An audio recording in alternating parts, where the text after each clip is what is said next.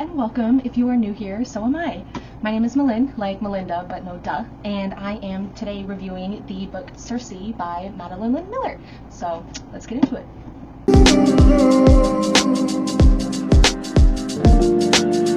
Now, as we dive into the review, the way that I was going to do this was I will be giving my synopsis of most of the important events in the book, and then just sprinkling my thoughts throughout this whole thing. So for those of you who do not know or are not familiar with the name Circe in the Greek mythos, so you might actually recognize the name if you read the Odyssey in high school or middle school or something like that. She lives on a remote, isolated island, and she is one of the spots that Odysseus stops at on his way home from Troy during his whole 20-year journey trying to get home after the war, and he spends about a year on the island with her. So she's a pretty small term gal, or a titan in this case, so it'll kind of go into the mythology throughout this book. Now, I will say I was pretty intrigued by the idea of reading Circe's story in the first place, specifically because she is kind of glossed over in the Odyssey in favor of the other more exciting stories with the cannibals and the Cyclops and that whole thing. So it was interesting to kind of see what she would have been up to for the thousands of years that she ends up spending on Aiaia by herself for the most part up until the end. So spoiler alert for those of you who don't know. So yeah, Circe is, no offense, not really a big name in terms of the Greek mythos. Even in my own practice of witchcraft, I don't even see her reference as often as I do Hecate or Persephone or Artemis, Apollo, all those other kinds of Greek gods and goddesses. So it was neat to kind of see a new character for the most part in the Greek mythos. I love getting to read all that kind of stuff, and it's from a titan, and that's not something that's super common. Usually you just get the usual Greek pantheon, so I thought that was a lot of fun. And I didn't even know that she was a witch until I read this novel and the concept was mentioned in here, so I also thought that that was a lot of fun. Now, the timeline that's covered in this book is about 2,000 years or so, if I had to guess, just based on how Miller handles the passage of time and all the different lifetimes that pass while Circe still continues to live, considering she's immortal. So Circe is the daughter of Helios, who is the sun god, and she is also the daughter of a nymph named Perse. Now, one thing I do want to say as a side note is, very briefly, the nymphs are described as bad at getting away or running away when it comes to getting essayed by mortals and gods alike, and I wasn't totally sure what that's supposed to mean. I thought that was just an odd description for nymphs, and I felt like the book could have just been fine without that little throwaway line. Because Helios is a titan, so is Circe by extension. So she is described as having a mortal sounding voice, and I believe this is because her mother is a nymph, though none of her other siblings end up having this problem, and so it ends up just being this kind of excuse for the entire family to just mistreat Circe the entire time that she lives with them. Basically, when she's born, Helios looks at her and prophesizes that she will be nothing and worth nothing, so he doesn't even waste his time on her. He ends up just liking maybe one or two of her other siblings, and so everybody just casts her aside. They call her names, they bully her, they belittle her, they just think absolutely nothing of her simply because she sounds like a mortal, and they just see her as worthless. Thought that there could have been something a little bit deeper than that, like a better reason for the gods to kind of hate you. I know that they have just a general disdain for mortals in general, but I just thought that it could have used a little bit of a better explanation rather than just my whole family hates me because I sound mortal. Now, one of the things, one of my bigger complaints with the story in general was just how passive Circe was as a character, or just how passively written she was, specifically because a lot of things that drive the plot are things that happen to her, rather than choices she's making and things that she's doing happening to the plot and making the plot happen. She is pretty dull as a character. Not really boring, but she was just kind of there, and I was like, no, she's just kind of a place filler, and really all the other stuff happening around her was more interesting, which I thought was a missed opportunity considering she's the main character and a titular character of the book. One of the first spots of her showing some type of agency is when it's leading up to her being kicked off of her father's island and exiled to Aiaia, where she spends pretty much the rest of her life.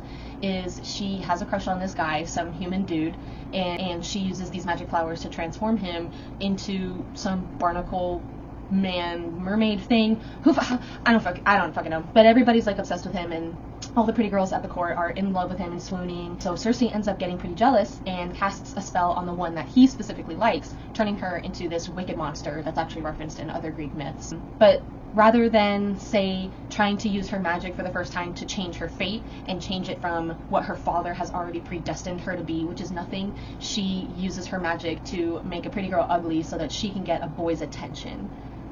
So there's that. Now, when it does come time for Circe to be banished to the island, it is because of that whole thing. She's discovered as turning Scylla into this monster, and Zeus is specifically ew, which is witchcraft. That is not something I am down for. So he banishes her to Aiaia to be by herself. The problem with this is her brother Aeetes practices the same thing, and so does his daughter Medea, but they don't get in trouble. They get like worshipped for doing what they do, but Circe has to fuck off to Aya. Whatever. Moving on, the next other bit of character passivity that really just stuck out to me, and a side plot that served absolutely no purpose to the story as a whole or Circe's character growth in any sort of capacity, was when a few years, it's been a while since Circe's been on this island by herself. She's kind of made herself a little home. She's got her little tinctures and she practices her witchcraft every day. Some other Greek hero shows up at her door and is like, your sister's pregnant, having a baby, and says that she needs your help. And Circe's like, okay, I guess. And so they go to assist the birth of her fucking bitch ass sister. And her sister's like, I need your magic to help have this kid. So the birth starts happening and Circe is just standing there watching. The Greek hero who is there performs the C-section though, and Circe continues to watch. She does pull the baby out. She does pull the baby out of the womb, so I will give her that. And just as a little like side note, cool little like lore thing, the baby is the Minotaur. Her sister went off and had sex with a bull and had that kid, and that's the Minotaur that ends up later getting trapped in the labyrinth and killed by some other Greek hero. So look, all the cool Greek connections. But like, what was the point of this little side plot? Circe doesn't use her magic to have the kid. She doesn't use her magic to help raise the kid. The sister just tells her, how about you just go back to your island? And Circe goes, okay, I guess, without putting up any sort of fight at all. Like, she doesn't even petition to have her freedom back to anybody. She doesn't use her witchcraft to like prove herself that like, hey, this is like good stuff. Like, this could have been a huge moment. She could have failed. That would have been fine. And then her sister can be like, you suck. You just go back to your island where you can be useless alone. That would have made sense. But Circe just stands there, watches, pulls this baby out, and then goes back home. I know.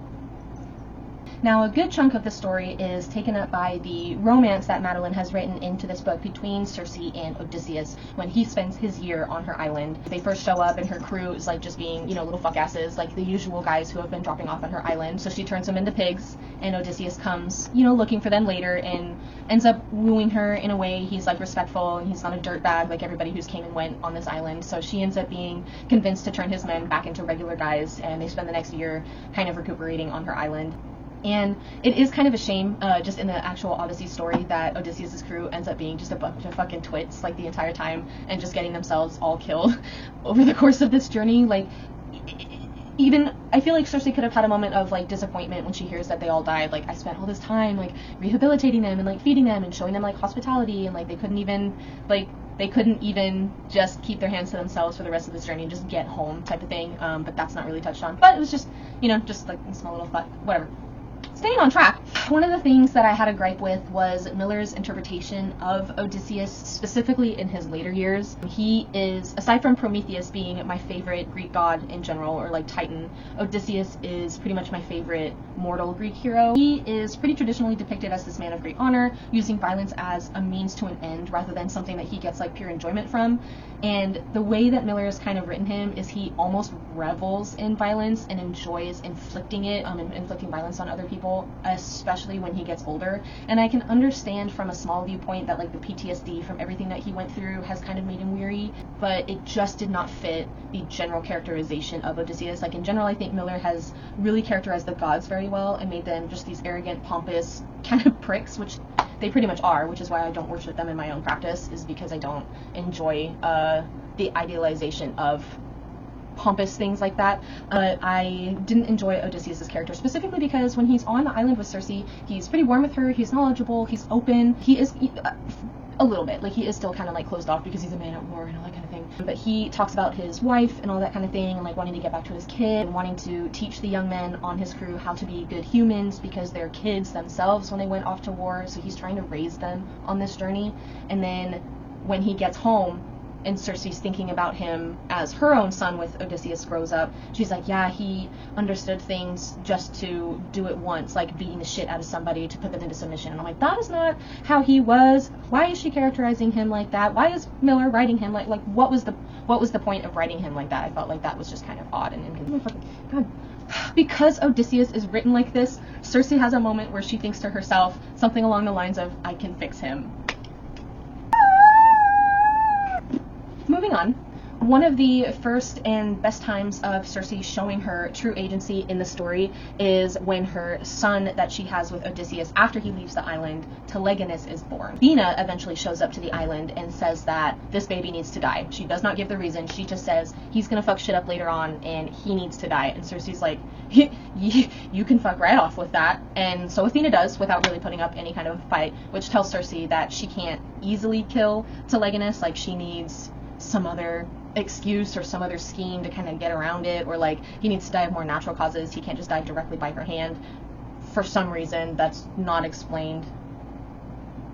Anyway, so yeah, I liked the motherhood aspect of Circe. I thought that her coming into her own made a lot of sense, especially because now she has an extension of herself. She has something else to protect from other people, so she gets to live for another reason outside of herself. I thought that was a really great depiction of motherhood and just kind of the tedium of it, and just the why won't you like sleep? Why are you always crying? Like, what is, like, what is hurting you, you dear sweet child that like should have no qualms with the world? I thought that was really well done. One of the things that happens later is when her son Telegonus is grown, 16 years old, but grown, he eventually wants to go off and meet Odysseus on his own, and he's built his own ship and all this good stuff. And rather than using this moment, Circe, using this moment to ask her dad to lift her exile so she can go with her son on this journey, she instead goes off to this Leviathan and gets his poisoned tip tail for Telegonus to have as protection when he's out and about. Which is cool. It's an iconic moment because Circe is almost going to let herself be in pain by the Leviathan as part of a test to get his tail in the first place, showing that she is completely different and almost more selfless and like on a higher moral pedestal than the gods themselves, which is really neat. But I just didn't see why didn't she plead her case for her freedom when her son is going off island to meet Odysseus? Like, I feel like she could have gone with him at that point. It does save her freedom for a later point in the story. I just didn't understand why she didn't at least try to plead her case at that time. She already missed her chance when she was off island with her sister giving birth. I thought that would have been a great moment. Now here's another one and she doesn't use it again. So I was just like, oh, missed opportunity. Eventually, when Telegonus shows up to see Odysseus, they get into a little bit of a scuffle because Odysseus has PTSD, and he's just kind of paranoid. He's lost his mind. He's a super angry man and attacks strangers that he doesn't recognize on the beach. So him and Telegonus get into a little scuffle, and haphazardly, Odysseus cuts himself with the Leviathan's tip tail, and he dies right there on the beach. So there's that. So Telegonus then brings Odysseus's wife, Penelope, and their kid, Telemachus, to the island where Circe lives, where basically the four of them just live happily ever after. Like, at this point, it's happened somewhere around this point, and the story just takes a really fast and slow downhill pacing, just really slow meandering into the end, which is not necessarily a bad thing. Like, it's just kind of slow, I guess. But yeah, the four of them are living on the island. Circe and Penelope are getting along. Telegonus and Telemachus are becoming pretty good, like half brothers and friends, all this good stuff. Circe does eventually fall in love with Telemachus. Not her son, but Penelope and Odysseus' kid. Yeah, they fall in love, which was not conveyed on the page early on. They had a really strong mother, like pseudo mother-son relationship happening, and I thought that was kind of nice. And then they started being like touchy-feely, and I was like, ew, that's kind of weird. Like, I know it happens in the source material, and Miller is taking it from the source material, but like, it still felt kind of weird. But while they're on the island, Athena eventually shows up again, and she's like, Telemachus, you have avoided your destiny for too long. I have a kingdom for you to rule, and come with me. And he's like, respectfully, no. So she's shook for like all of 5 seconds, and then turns to Circe's kid, who she has wanted dead since his birth, and goes, how about you? Since Odysseus, her favorite person, is already dead and the deed has been done. She's like, what about you? Sure. And so, of course, Telegonus says yes, and Circe knows he's going to say yes, and so she wishes him farewell, and they leave. And the next fucking day, basically, Circe goes off to the edge of her beach, calls upon her dad, Helios, the sun god, and is like, lift my banishment. I have blackmail to use against you, and lift it, like have Zeus lift it. And he does not put up any sort of fight, because I guess Zeus is the scariest person on the planet, and her banishment is lifted. It happened so simply, and it's so anticlimactic, and it was so not satisfying to me, just in my opinion. It was just like she never had to fight her dad up until any point. Like, when she left, she was free of him, and then she was asking for her freedom, and he's like, fine. And he's like, but you're not my daughter anymore. And she's like, that's fine, I hate you anyway. Like, that was, you know, kind of a boss babe moment, but it was still unsatisfying. Just, it didn't feel so earned, because it was just like, why didn't she use that blackmail information sooner? She's known it the entire time. Why didn't she use it at any other point throughout her exile? Like, he could have denied her up until that point, and then she could have, I don't know. I didn't write the book. I was not her editor.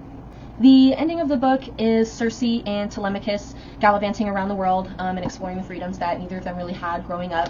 So that's pretty cute. They end up having 2 daughters together. They go visit Leganus and his kingdom that he's ruling with the, like, begrudgingly carrying Athena at this point. So it's a sweet ending.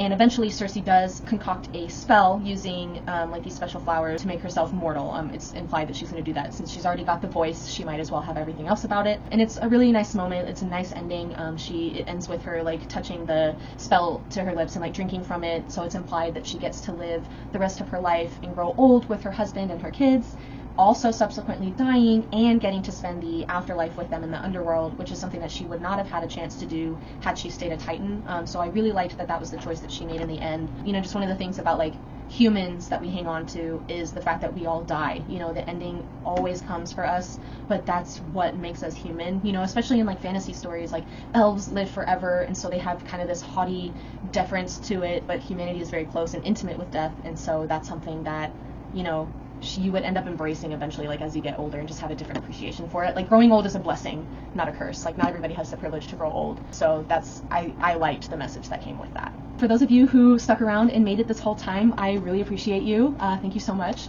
I rated this book a 3 out of 10. I enjoyed it. I thought it was a resounding fine. I think it was missing just a lot of the intrigue and the intent that Song of Achilles had, and I just couldn't help but compare the 2 books. If you enjoyed this video, you can check out my other book reviews on Daughter of the Moon Goddess and Fourth Wing, and I will see you in the next one.